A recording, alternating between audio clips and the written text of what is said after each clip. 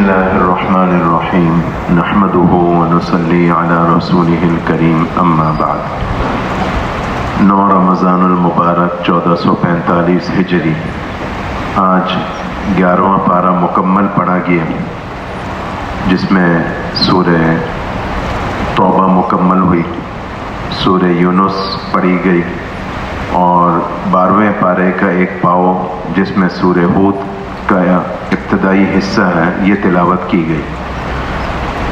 میں نے کل آپ سے عرض کیا تھا کہ سورہ توبہ کے اندر بڑا مضمون غزوہ تبوک سے متعلق ہے۔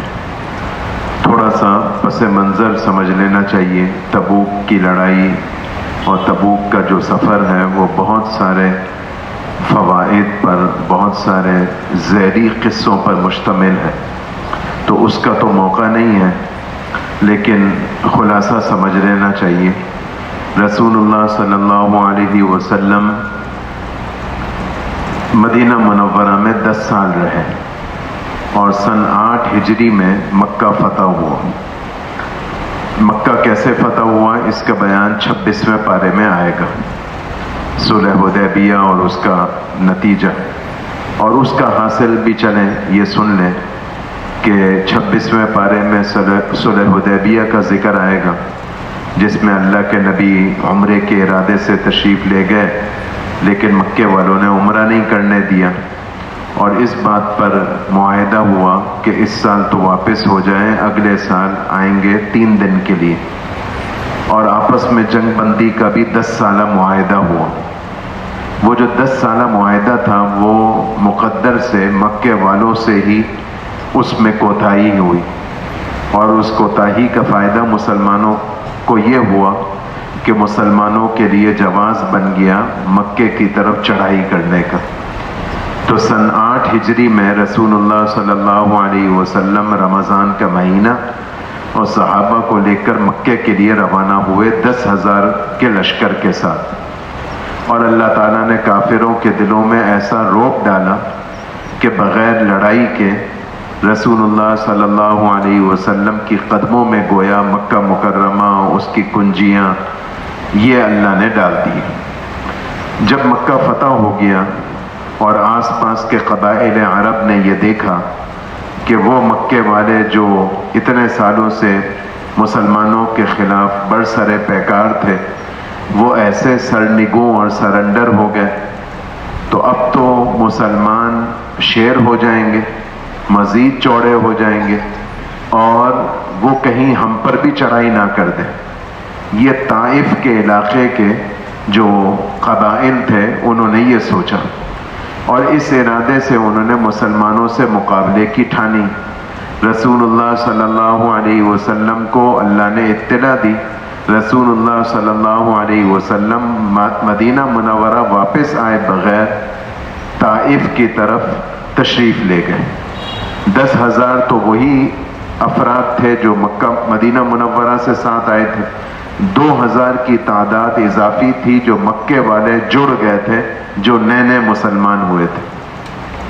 تو مسلمانوں کی تعداد 12,000 اور قبائل عرب جو حنین اور حوازن ان علاقوں کے جو قبائل تھے ان کی تعداد 4,000 تھی، اور یہ اپنے ساتھ اپنے مویشیوں کو، اپنے بچوں کو، اپنی عورتوں کو لے کر نکلے کہ بس اب تو مسلمانوں کو ختم کرنا ہے، اور واپسی کا خیال بھی دل میں نہیں رکھنا ہے، اور واپسی کا خیال دل میں نہ آئے اس کے لیے اپنے بال بچوں سمیت نکلے۔ جب مسلمانوں سے مقابلہ ہوا تو مسلمانوں کے دل میں، بعض مسلمانوں کے دل میں طبعی طور پر یہ خیال آ گیا کہ ہم نے تو بڑی جنگیں لڑی، اور ایسی جنگیں بھی لڑی کہ ہم دشمن کے مقابلے میں 1/3 تعداد میں ہوتے تھے اور اللہ تعالیٰ ہماری مدد کرتے تھے۔ آج تو ہم دشمن سے ڈبل نہیں بلکہ 3 گنا ہیں، تو آج تو ضرور اللہ تعالیٰ ہماری مدد کریں گے۔ یہ ان کے دل میں تھوڑا سا خیال آ گیا۔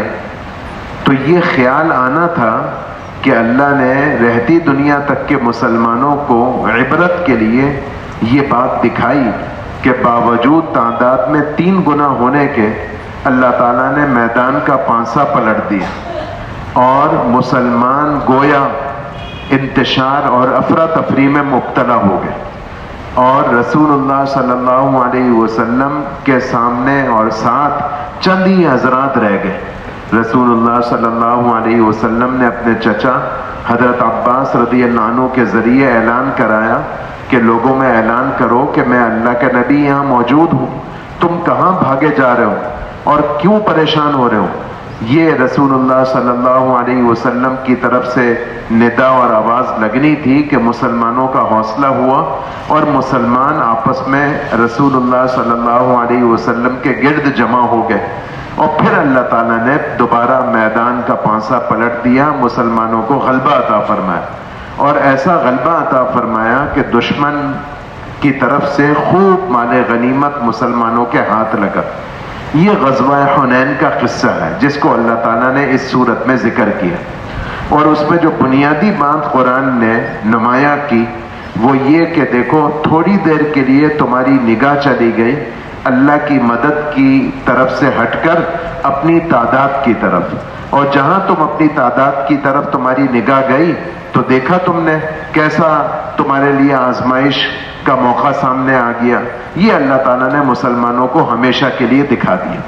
خیر، اس کا نتیجہ یہ ہوا کہ گویا قبائل عرب سب مسلمانوں کے خلاف سرنگوں ہو گئے، اور مسلمانوں کو غلبہ حاصل ہو گیا عرب کے تمام قبائل پر۔ مکہ فتح ہو گیا، آس پاس کے قبائل بھی یا تو مسلمان ہو گئے یا سرنڈر ہو گئے۔ اس کا نتیجہ یہ نکلا کہ اس زمانے کی جو بڑی سپر پاور تھی وہ روم کی طاقت تھی۔ انہوں نے یہ سوچا کہ جب مدینے والے مسلمانوں کو اتنا غلبہ مل گیا کہ اپنے آبائی شہر کو بھی اب انہوں نے فتح کر لیا، تو اب تو خطرہ ہے کہ کہیں یہ ہم پر بھی چڑھائی نہ کریں۔ تو اس کا علاج یہ ہے کہ اس سے پہلے کہ مسلمان ہماری طرف رخ کریں، ہم مدینہ منورہ پر حملہ آور ہو جائیں۔ اللہ تعالیٰ نے اپنے نبی کو اس کی بھی اطلاع کر دی، تو رسول اللہ صلی اللہ علیہ وسلم نے صحابہ کو تیاری کا حکم دیا اور صاف صاف بتا دیا کہ دیکھو اب کے جو تمہارا مقابلہ ہے وہ ایسے دشمن سے ہے جیسے دشمن سے مقابلہ تمہارا کبھی بھی نہیں ہوا، رومی طاقت سے تمہارا مقابلہ ہے، اس لیے تم میں سے کسی کو رخصت اور کسی کو چھٹی نہیں ہے، اور سب نے جانا ہے۔ اور یہ پہلا موقع تھا کہ رسول اللہ صلی اللہ علیہ وسلم نے عام اعلان اور اپیل چندے کی، اور صحابہ رضی اللہ عنہم نے بڑھ چڑھ کر اس میں حصہ لیا، یہاں تک کہ عثمان رضی اللہ عنہ نے 1/3 لشکر کا سامان مہیا کیا۔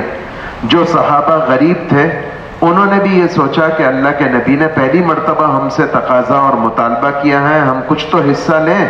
تو ایسا بھی ہوا کہ ایک صحابی کے پاس 1 کھجور تھی، وہ 1 کھجور بھی رسول اللہ صلی اللہ علیہ وسلم کی خدمت میں لے آیا۔ تو رسول اللہ صلی اللہ علیہ وسلم نے تیاری کری اور ایک بڑا لشکر جرار لے کر تبوک کی طرف، جو شام کی طرف تھا، رسول اللہ صلی اللہ علیہ وسلم صحابہ کو لے کر چلے۔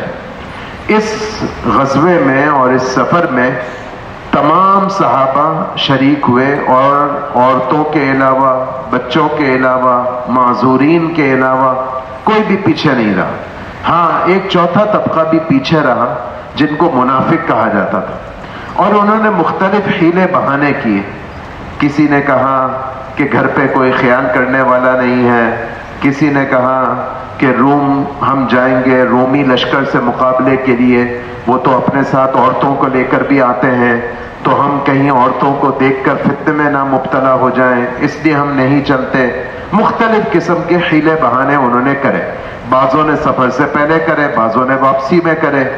تو منافق نہیں گئے، عورتیں نہیں گئیں، بچے نہیں گئے، معذورین نہیں گئے، بس یہ 4 قسم کے لوگ نہیں گئے۔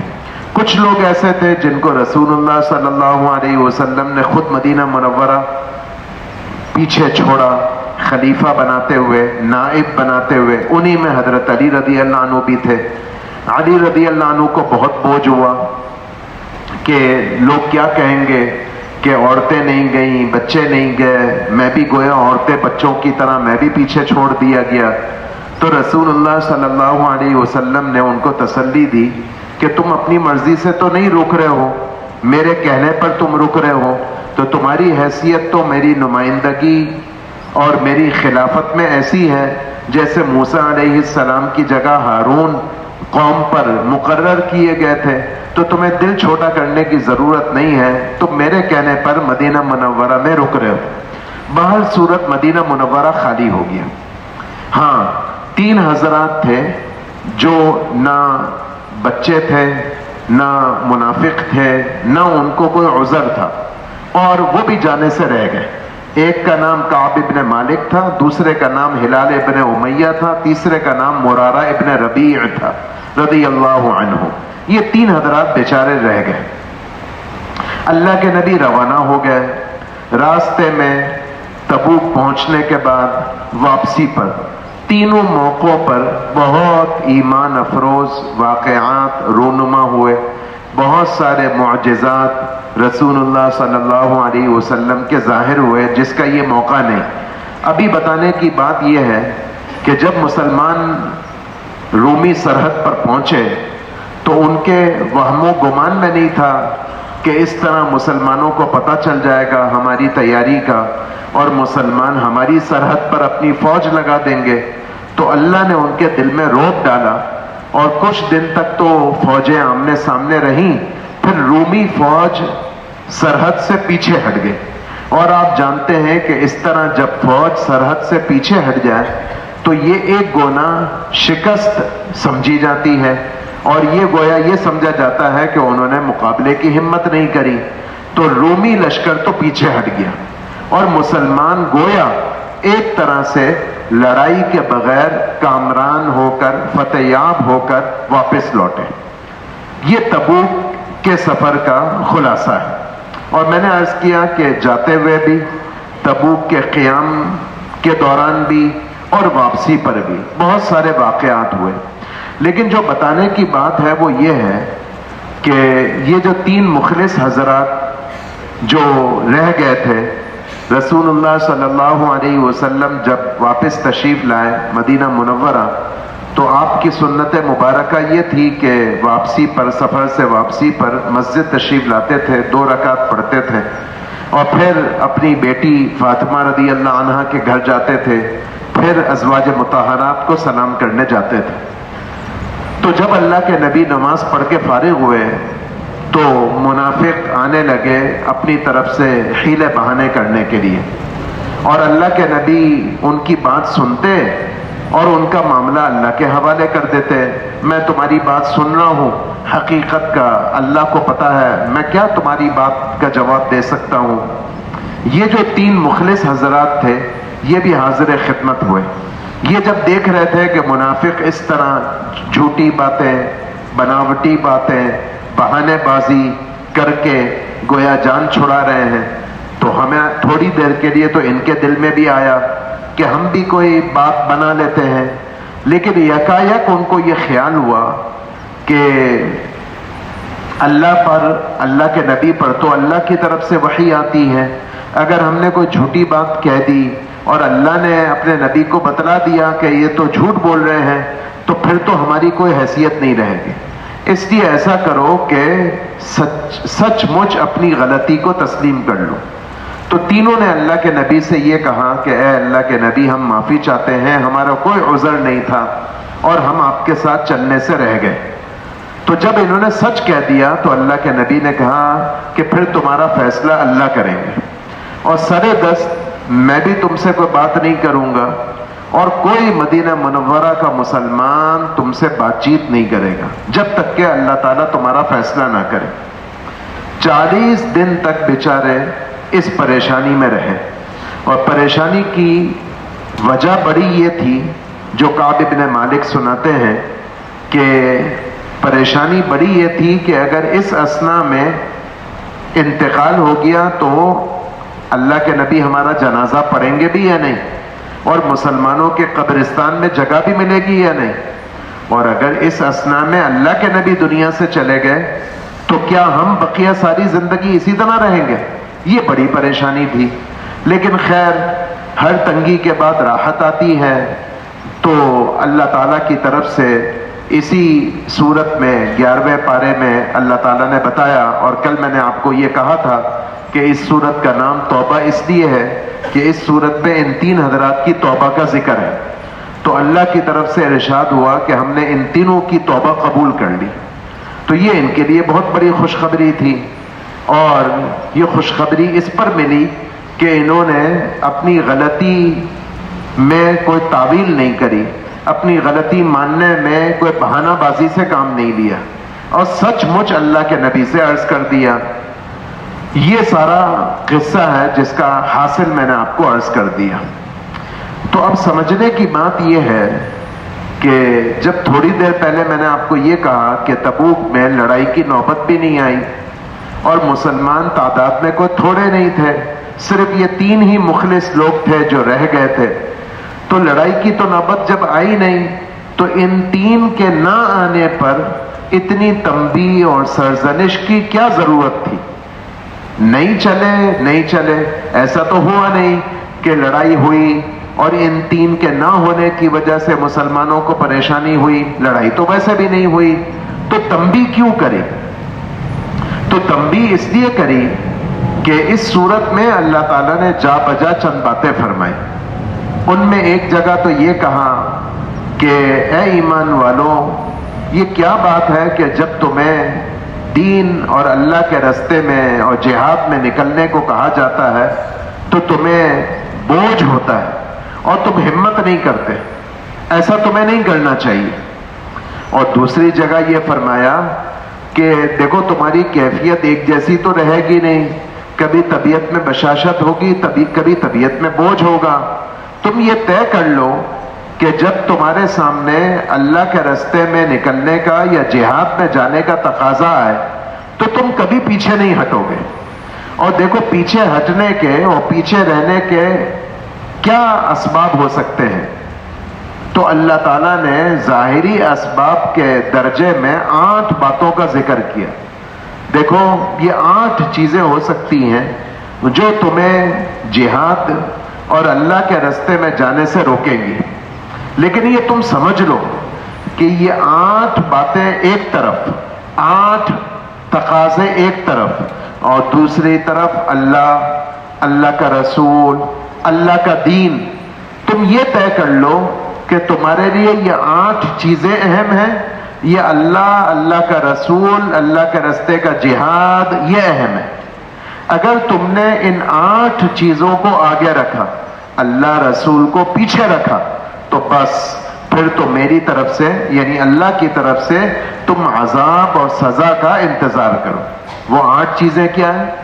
تمہارے والدین 1، تمہاری اولاد 2، تمہاری بیویاں 3، تمہارا خاندان 4، ان کان آباؤکم و ابناؤکم و اخوانکم، تمہارے بھائی 4، و عشیرتکم، تمہارا خاندان، و اموال اقترفتموہا، تمہارا وہ مال جو تم نے بڑی محنت سے جمع کر کے رکھا ہے، اور آخری بات جو ہم سب کی دکھتی رگ ہے، وہ تجارت تخشون کسادہا، آخری بات نہیں ہے، آخری بات ایک اور ہے، وہ تجارت تخشون کسادہا، اور تمہارا وہ کاروبار جس کے بارے میں تمہیں یہ ہے کہ میں نہیں ہوں گا تو کام کیسے چلے گا، جس کے بارے میں تمہیں مندے کا خوف ہے، وہ مساکن ترضونہا، اور تمہارے وہ گھر جس میں رہنا تمہیں اچھا لگتا ہے۔ اب یہ 8 باتیں ایک طرف، دوسری طرف اللہ کا رسول اور اللہ کا دین۔ اب تم یہ بتاؤ، فیصلہ کرو کہ تمہیں کس کو آگے رکھنا ہے۔ اس لیے یہ بھی کہا ما كان لأهل المدينة ومن حولهم من الأعراب أن يتخلفوا عن رسول اللہ۔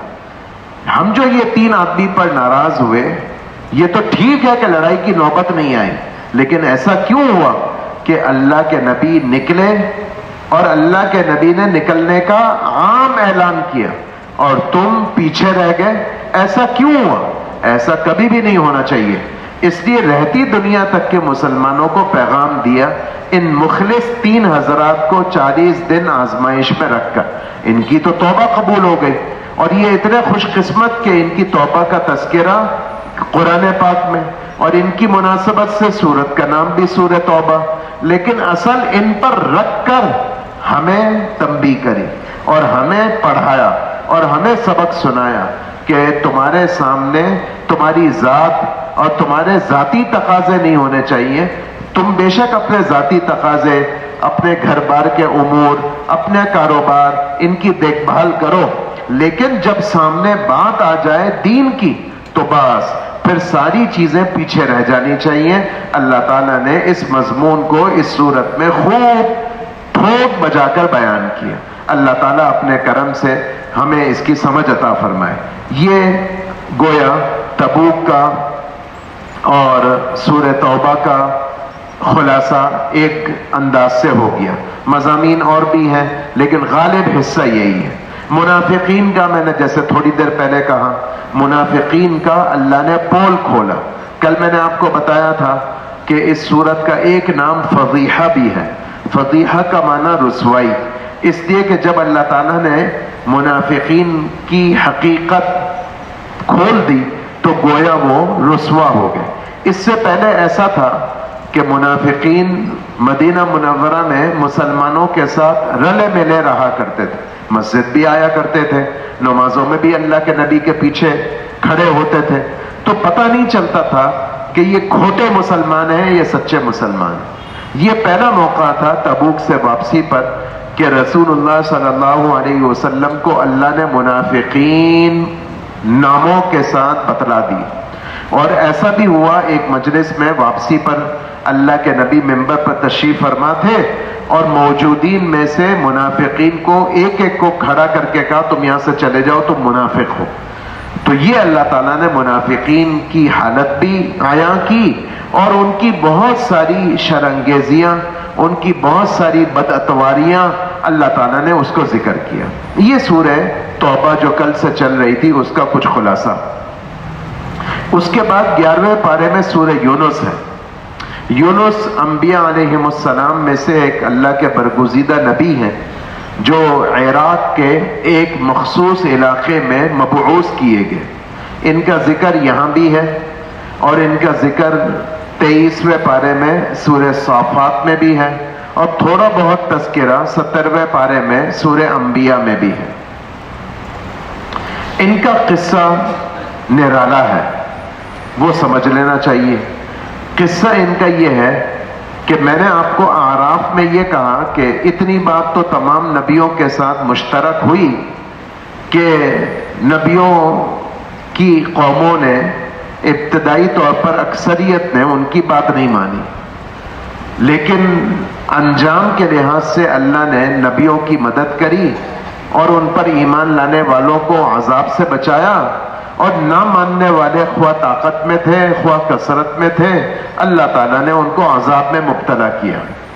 تو اس لحاظ سے تو یہ جو قوم تھی جو عراق کے شہر موصل کے قریب نینوا میں آباد تھی، انہوں نے یونس علیہ السلام کی بات نہیں مانی اور تکذیب کرتے رہے.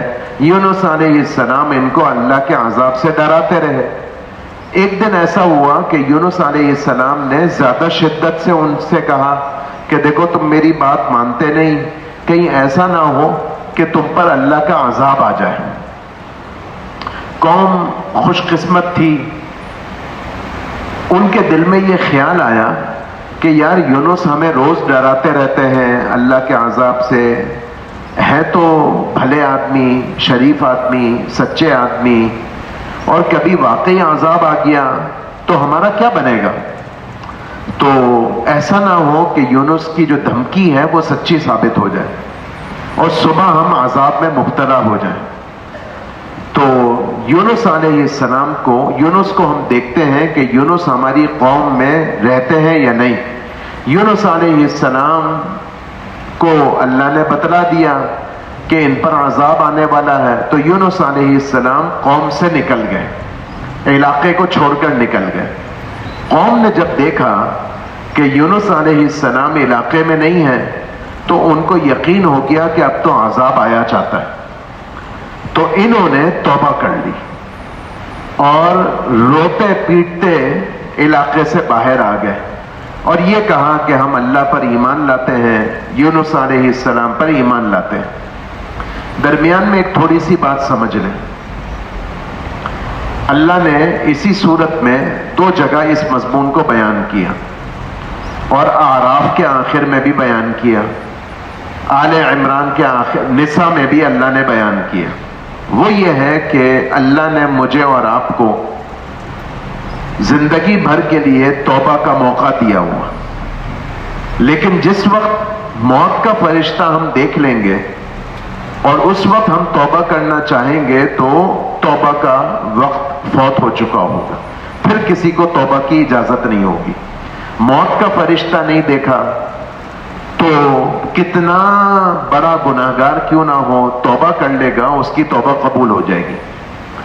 فرعون نے یہی کرا، اسی صورت میں اس کا ذکر ہے۔ موسیٰ علیہ السلام، میں نے 2 دن پہلے بتایا تھا کہ جب موسیٰ علیہ السلام اللہ کے حکم سے علاقے کو چھوڑ کر نکلے، فرعون نے پیچھا کیا، بحر قلزم میں اللہ نے موسیٰ علیہ السلام کے لیے، بنی اسرائیل کے لیے راستے بنا دیے اور وہ اس سے پار ہو گئے۔ فرعون جب پیچھے آیا تو اللہ نے راستوں کو ختم کر دیا، پانی میں ان کو غرق کر دیا۔ تو جب فرعون پانی میں غرق ہونے لگا تو اس وقت کہنے لگا کہ اے اللہ، میں ایمان لاتا ہوں موسیٰ کے رب پر۔ تو اللہ نے کہا کہ اب تم ایمان لاتے ہو، اب کے ایمان کا کیا فائدہ؟ اس لیے کہ اب تو اللہ کا عذاب آ چکا۔ تو جب اللہ کا عذاب آ چکا، اس کے بعد توبہ معتبر نہیں۔ اب آئیے یونس علیہ السلام کی قوم کی طرف۔ یونس علیہ السلام کی قوم کے ساتھ کیا ہوا؟ عذاب آیا نہیں ابھی، انہوں نے صرف یہ دیکھا کہ یونس ہمارے درمیان موجود نہیں ہے۔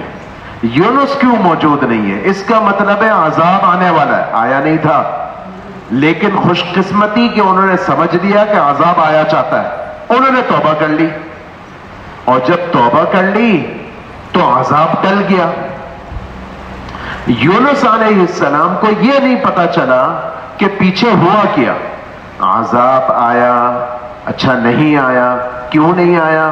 انہوں نے توبہ کر لی، یونس علیہ السلام کو یہ پتہ نہیں چلا کہ قوم نے توبہ کر لی ہوئی ہے۔ یونس علیہ السلام کو یہ ہوا کہ اب میں واپس جاؤں گا، لوگ کہیں گے ہمیں خامخواہ عذاب سے ڈراتے تھے، کوئی عذاب نہیں آیا۔ ان کو نہیں معلوم کہ انہوں نے تو توبہ کر لی تھی قوم نے۔ تو یونس علیہ السلام نے کہا کہ میں بجائے قوم میں واپس جاؤں، میں علاقہ چھوڑ دیتا ہوں۔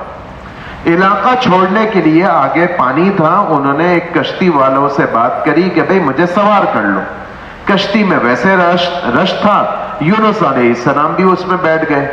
رش کی وجہ سے، بوجھ کی وجہ سے، کیپیسٹی سے زیادہ لوگوں کے بیٹھنے کی وجہ سے وہ کشتی جھومنے لگی اور یہ خطرہ ہو گیا کہ کشتی ڈوب جائے گی۔ ارے بھائی اس میں سے کچھ کو تو اترنا پڑے گا، کس کو اتاریں؟ قرآن دازی کر لیتے۔ قرآن دازی میں یونس علیہ السلام کا نام آیا، یونس علیہ السلام کو پانی میں اتار دیا گیا، بھئی تم کشتی کو چھوڑ دو ورنہ تمہاری وجہ سے سب ڈوب جائیں گے۔ یونس علیہ السلام کو پانی میں ڈال دیا گیا۔ جب پانی میں ڈال دیا گیا تو نیچے پانی میں اللہ کے حکم سے ایک بڑی مچھلی تھی جس نے یونس علیہ السلام کو اپنے پیٹ میں لے لیا۔ 7 دن، 3 دن، 40 دن، 3 روایتیں آتی۔ یونس علیہ السلام مچھلی کے پیٹ میں رہے، لیکن اللہ تعالیٰ نے ان کو مچھلی کے پیٹ میں اپنی قدرت سے محفوظ رکھا، اور مچھلی کے پیٹ میں یونس علیہ السلام یہ ورد کرتے رہے، لا الہ الا انت سبحانک انی کنت من الظالمین۔ لیکن یہ جو ورد کرا، انہوں نے طوطے کی طرح ورد نہیں کرا، انہوں نے صرف الفاظ کا ورد نہیں کرا بلکہ دل کی ندامت کے ساتھ ورد کرا۔ دل کی ندامت ان کو کس پر تھی؟ دل کی ندامت ان کو اس پر تھی کہ یہ سارا میرے ساتھ پریشانی کا معاملہ اس لیے ہوا کہ میں قوم کے پاس واپس نہیں گیا اور اللہ سے پوچھے بغیر میں نے علاقہ چھوڑ دیا، یہ مجھے نہیں کرنا چاہیے تھا۔ اس پر انہوں نے اللہ سے معافی مانگی۔ اللہ تعالیٰ نے بالآخر 3 دن کے بعد یا 7 دن کے بعد 40 دن کے بعد مچھلی کے پیٹ سے نکالا۔ اللہ تعالیٰ نے پھر ان کو اطلاع ملی کہ آپ کی قوم تو اس طرح توبہ کر چکی ہے، وہ آپ پر ایمان لا چکی ہے۔ تو یونس علیہ السلام اپنی قوم کے پاس گئے، قوم نے ان کا استقبال کیا۔ اللہ تعالیٰ نے یہ قصہ ہمیں سنایا۔ کیوں سنایا؟ اس لیے سنایا کہ عام طور پر تو موت کا فرشتہ دیکھنے کے بعد یا اللہ کا عذاب دیکھنے کے بعد توبہ کا دروازہ بند ہو جاتا ہے.